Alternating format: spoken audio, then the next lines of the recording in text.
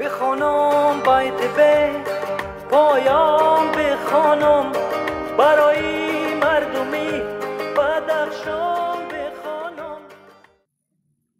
салому дуруди бепоён ба ҳама номнависшудагони шабакаи тоҷи гитара мухлисони азиз. муаллифи канал боз ҳам бо шумо дар алоқа аст ва ин наворро мо ба бахши дархости мухлис мебахшем. навори навбатии мо дар бахши дархости мухлис пешкаши шумо ва ба шумо хотиррасон мекунам ки ғолиби ин ҳафта дар бахши дархости мухлис ин суруди бихонум байди бепоён мебошад ва онро таҳлили ин байдро яъне ба қавли русӣ разбори ин байдро мо алон пешкаши шумо менамоем. зиндаву сарбаланд бошед доим. оиди таҳлили ҳамин байт чиҳоро гуфтанӣ дорам. мухлисони азиз, ман ба назар гирифтам ки аксарияти шумоён навшогирд ҳастед ва мумкин ки баъзе аккордҳоро айни ҳол хуб навохтан натавонед, чунки оригинали ҳамин суруд, версияи аслии ҳамин суруд бисёри аккордҳои душворро дар бар мегирад. ман дар назар дорам аккордҳои баредор. оригинали ин байт чунин аст: аз аккорди сол минор оғоз меёбад.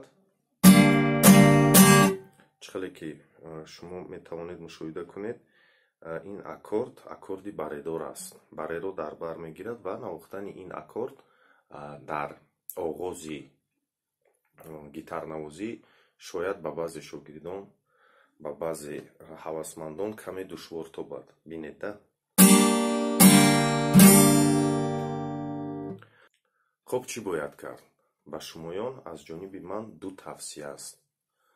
якум тавсия ин аст ки ҳам барои ҳарчи зуд ёд гирифтани навохтани гитара, ҳам барои аз худ кардани суруд, тавсияи якум ин аст ки бародарони азиз, гарчанде ки душвор бошад, ҳаракат кунед ки ҳар як сурудро версияи оригиналашро шумо аз худ кунед. масалан, ҳамин суруд агар ки аз аккорди сол минор оғоз ёбад, шумо ҳаракат кунед ки ҳамин сурудро аз ҳамин аккорд ёд гиред. мефаҳмам ки душвор аст, вале ин сабаб мешавад ки шумоён низ аккордҳои душворро ҳам аз худ кунед. дар ин масъала чӣ бояд кард? ду тавсия аз ҷониби ман ба шумоён дар бораи ин масъала. нахустин тавсияи ман ин аст ки шумоён метавонед аккорди душворро бо аккорди сабук иваз кунед. масалан, аккорди ҳамин байт, нахустин аккорди ҳамин байт ин аккорди сол минор аст. ҳозир ман якчанд мисра замзама мекунам, шумоён аллакай мефаҳмед ки ман чиро дар назар дорам ва дар оянда метавонед ки онро иваз кунед. замзама аз аккорди сол минор, версияи оригинали ҳамин суруд.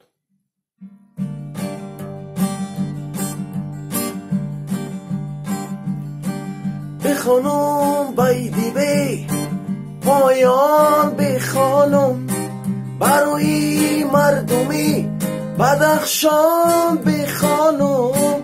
بخوانم بیدی به پایان بخوانم برای مردمی بدخشان بخوانم. این ورسیه هست که шумоён аз сол минор бояд навохтани сурудро оғоз кунед. вале шумо дар оғози омӯзиши худ метавонед ки аккордҳои баредорро бо аккордҳои бебаре иваз кунед. масалан,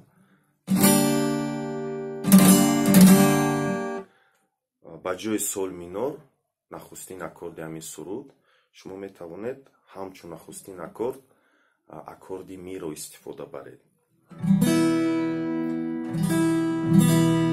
ва шояд барои бисёри шогирдон ин сир бошад, вале ҳамин аст гитар ки шумо метавонед кадом аккорде набошад бо дигар аккорд иваз кунед, мувофиқи овозатон, мувофиқи аккордҳое ки шумо алон аз худ кардагиед, ин кор мумкин аст.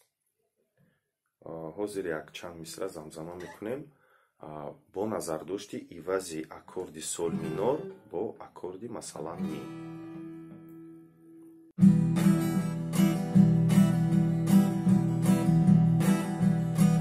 بخانم بیتی به پایان بخانم برای مردمی بدخشان بخانم بخانم بیتی به پایان بخانم برای مردمی بدخشان بخانم.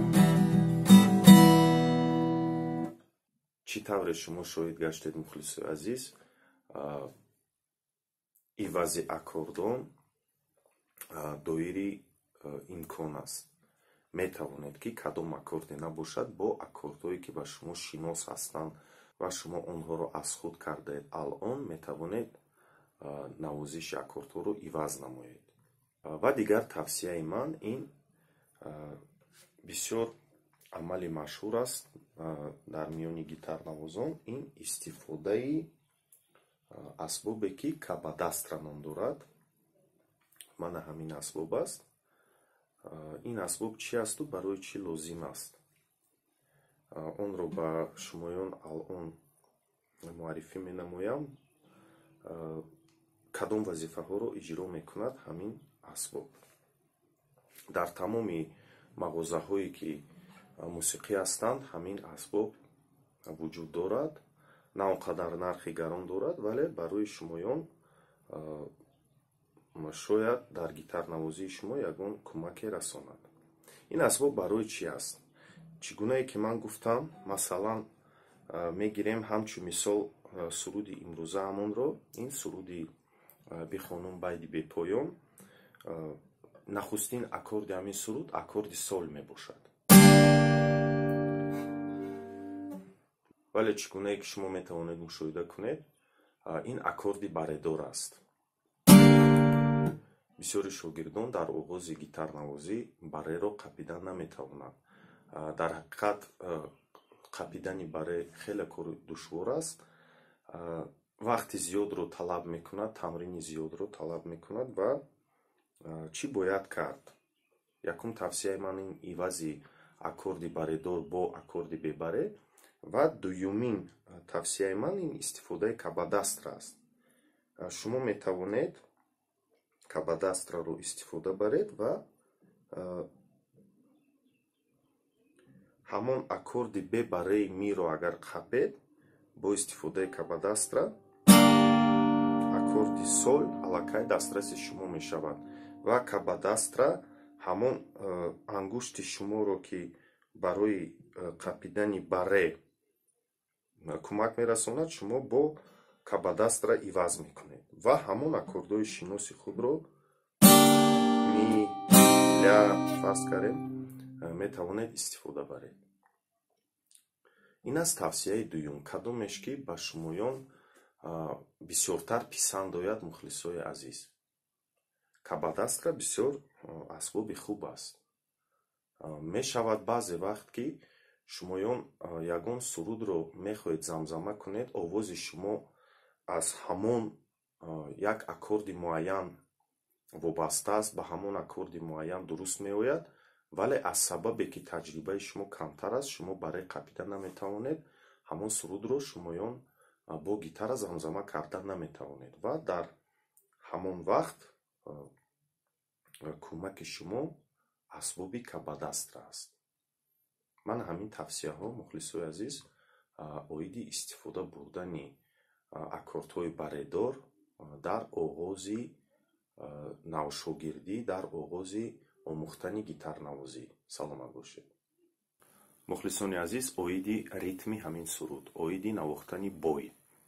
агар шумо бахши гузаштаи дархости мухлисро дар ёд дошта бошед, он суруди азизон буд ва ба шумоён мегӯям ки ритми ҳамин суруд ҳам низ ба мисли ритми суруди азизон аст. ҳамон нахустин ритме ки мо шумо дар дарсҳои шабакаи тоҷи гитара омӯхта будем. Ана ҳамин ритм аст. Як бор ба шумо тақдим мекунам. ритме ки аз 3 ишора иборат аст. цикл аз ҳамин 3 ишора иборат аст ва алон аз ҳамон аккорди сол минор ҳамин ритма ба шумоён як борак замзама мекунам. цикл такрор ба такрор рафтан мегирад.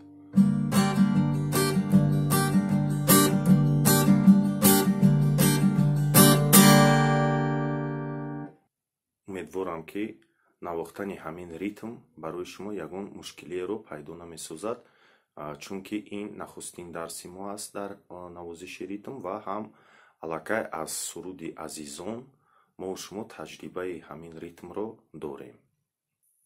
ва мухлисои азиз, оиди оҳанги ҳамин суруд. ин дуюм суруде аст дар бахши дархости мухлис ки дар бари худ оҳангро мегирад. ҳамин суруди бихонум байди бепоён низ оҳангро дар бар мегирад ва мо маҷбур мешавем ки барои омӯзиши оҳангҳои суруд, он сурудҳое ки шумо дархост мекунед, дарсҳои алоҳида пешкаш кунем. чунки навохтани оҳангҳо барои навшогирдон каме душвортаранд ва вақти зиёдро талаб мекунанд ва оиди як дарс ҳам оҳангу ҳам таҳлили сурудро мо пешкаши шумо кардан наметавонем. барои ҳавай рӯзҳои наздик интизор шавед. аввалан таҳлили оҳанги суруди азизон ва баъдан таҳлили оҳанги суруди бихонум байди бепоён дар шабакаи тоҷи гитара иншоаллоҳ пешкаши шумоён хоҳад гашт. як маротиба ҳозир ман замзама мекунам, менавозам оҳанги ҳамин сурудро ва таҳлили ин оҳанг пешкаши шумо дар оянда. навохтани оҳанги суруди бихонум байди бепоён чунин аст.